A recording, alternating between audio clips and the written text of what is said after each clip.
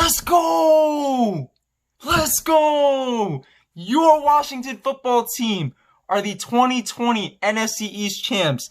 After everything this team, this area, this fan base has gone through the last couple of years, but especially this year, the name change, the sexual harassment scandal, all the allegations around the owner, Ron Rivera's cancer scare, Alex Smith and his leg injury, almost dying. After all that, your Washington football team, our Washington football team, are the 2020 NFC East champions. And, you know, the broadcast, the NBC broadcast didn't make it seem like that, right? They kept referencing the New York Giants and how mad New York Giants fans are about, you know, the loss by the Eagles. But your Washington football team are the 2020 NFC East champions. Nobody can take that away from us. I don't care if they're 7-9. It doesn't matter. They're in the playoffs. They're hosting a home game next Saturday night at 8:15. And I am super stoked. I have a list of notes that I want to present to you guys about like my analysis and all that from the game. But there's just so much. There's so much to get into. I know there is a couple decisions by the Eagles coach, Doug Peterson, that I'll get into later on in this video. But first and foremost, the Eagles did come in shorthanded, right? They had 10 starters that were inactive before the game. But our defense is pretty much what won us the game, if we're going to be honest. I know a lot of people out there saw Alex Smith and, you know, the couple touchdowns that he had earlier in the game. But I personally think our defense won us the game. But even beyond that, J.D. McKissick was pretty good. Steven Sims, though. Steven Sims. If you guys follow my our Twitter, DMV Sports Zone Twitter, at DMV Sports Zone, you guys know how much I don't like Steven Sims, and I keep saying he's in for a drop per week. The last couple of weeks, it's been fumbles, but get him as far away from the kick return, punt return responsibilities as possible. He's just not it. Every time he catches the ball on a kick return or a punt return, I literally just look at the play like this. I don't want to see it. I really don't. The fumble is always a high possibility with him. But you know, our team played okay, right? Our offense wasn't great. Once again, Alex Smith wasn't too great after the 2 touchdowns that he got earlier in the game to Terry McLaurin, right? Scary Terry is back. He actually played even with the high ankle sprain. Kudos to him. Antonio Gibson was also back. Didn't do too much, but Logan Thomas was a beast all game, especially in the beginning with that monster touchdown. He just mossed the Eagles linebacker, I believe, on that play, and he was spectacular.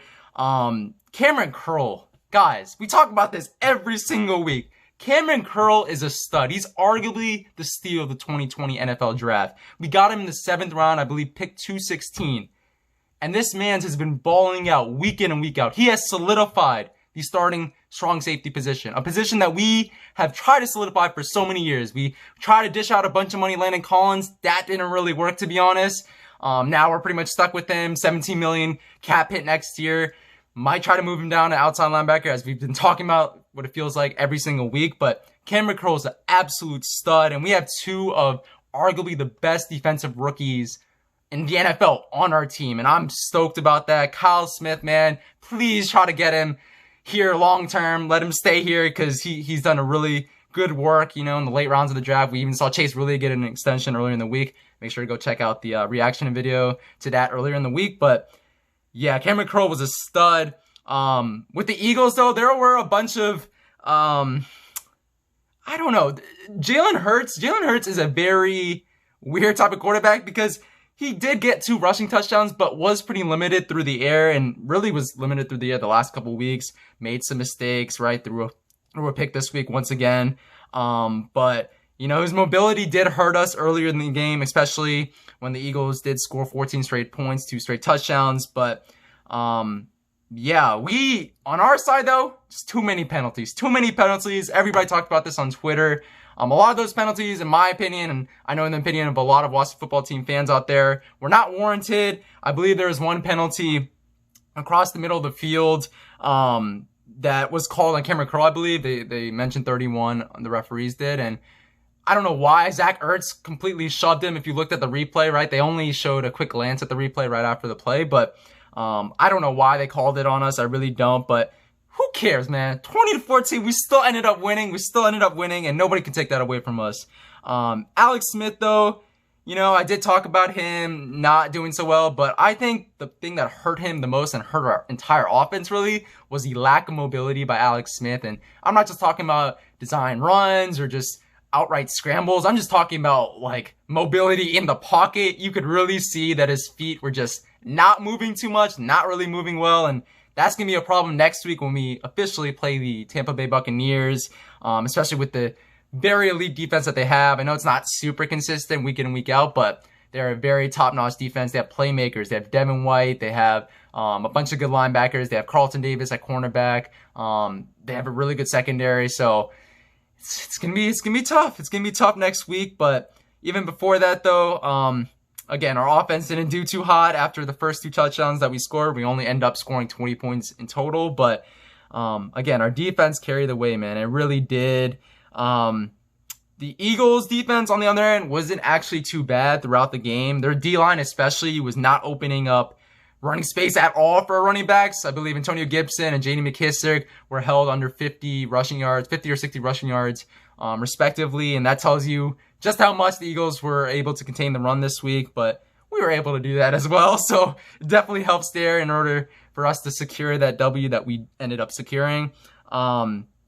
But there was towards the second half of the game, Alex Smith did throw a couple picks. I'll admit it though, the first pick though, McKissick went in his hands, and the Eagles defensive back just made an absolutely spectacular play. Even Chris Collinsworth, the guy who kept saying Giants fans were worried about you pretty much throughout the game, but Chris Collinsworth even mentioned that's probably one of the best interceptions all year. So I won't put too much blame on Alex Smith on that play, but there was a pick towards the end of the game as well that he had, and again, won't put too much blame on him. Logan Thomas did slip, but even then the ball sort of sailed a bit, so definitely kept the game close, right? I know a lot of us did not feel comfortable throughout the entirety of the game, and that's not how it should be, especially when, as I mentioned earlier, I'm going to get to now, the Eagles benched Jalen Hurts, inexplicably in my opinion.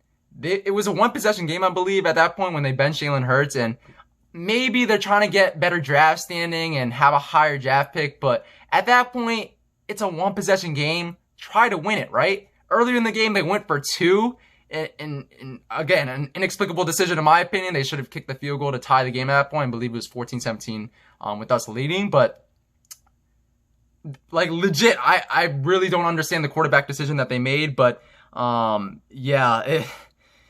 even with that though, again, we kept things close, and that's what really gave us all anxiety throughout the entire game, and that's going to be a very troublesome thing if we continue doing that with our offense, especially next week, again, against that elite Tampa Bay Buccaneers defense. I'm not even mentioning the Tampa Bay Buccaneers offense that is elite in and of itself, but putting up points against that defense, being consistent, it's going to be a scary, scary thing next week, for sure. But no, again, the defense really carried the way.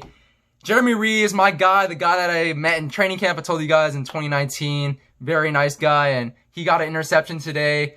I mean, it pretty much was a punt, really, off of Nate Sudfeld, but when you think about it, because the complete shift in yardage, complete shift in the field at that point, but great play by him, and man, last but not least, though, our stud bookends at defensive end, man, Montez Sweat and Chase Young. I don't know what more there is to say about them. Chase Young is going to be, I mean, he's already one of the best defensive players in the entire league as a rookie, but I believe he's going to be the best defensive player in the league in short order. I really believe that. A lot of people are going to say, look at the stats, look at the sacks, right? He only has, 8 sacks on the season? Like, that's not a lot as a rookie. Nick Bosa had 9.5 sacks, right? All the analytics people. But even then, you can look at the PFF people who recognize how good Chase Young is. So it's not all the analytics people, but Chase Young is going to be the best defensive player in this league in very short order. I really believe that. And they both balled out today. Chase Young recovered a fumble, which, as we've seen throughout the season, hasn't been an easy thing to do for Washington football team defenders. And he did it pretty nicely and didn't score a touchdown on that play, but did rumble and tumble for a couple more yards and found his way out of the field at play at that point. But I think Montez Sweat actually had even the bigger game, really. I mean, he's up to 10 sacks now. I believe he had 2 sacks on the game. And again, those stud bookends, man, if not the best defensive end duo right now, they're going to be by the end of next season. Like, I can book that right now. Like, I really believe that 2 first-round picks, 2 high-end first-round picks who are just balling out, just absolutely amazing, and really is going to lead this defense for many years to come. But yeah, man, at the end of the game, we saw the big neutral zone infraction on the Eagles defensive lineman, Alex Smith, with a hard count, and it worked. It worked. I didn't think it was going to work, but it worked, and that ultimately allowed us to run a couple more plays, and then finally we ended up punting it, and last possession of the game, Nate Sudfeld obviously had the ball and didn't really move the ball too much as expected.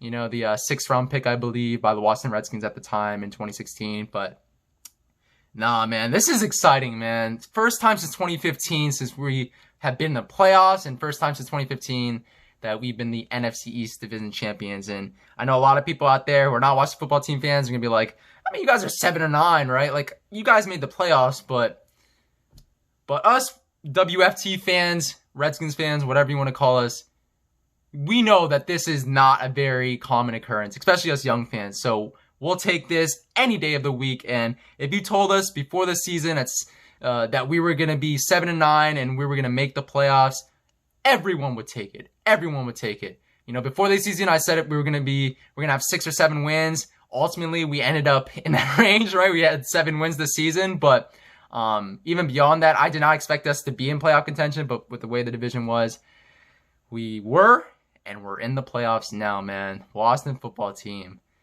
Wow. After everything we've been through as fans, we're in the playoffs. But that's it for this video, guys. Thank you so much for watching. Please make sure to like, comment, subscribe to the DMV Sports Zone channel. We try to post fire content here as much as possible. Try to have no cuts on this video, just complete reaction, my immediate reaction to these Washington football team big win against the Philadelphia Eagles, 20-14. And with that being said, hope you guys have a great rest of your week, and it's gonna be exciting, man. This is playoff week, right? Saturday Night Football coming up. Let's go.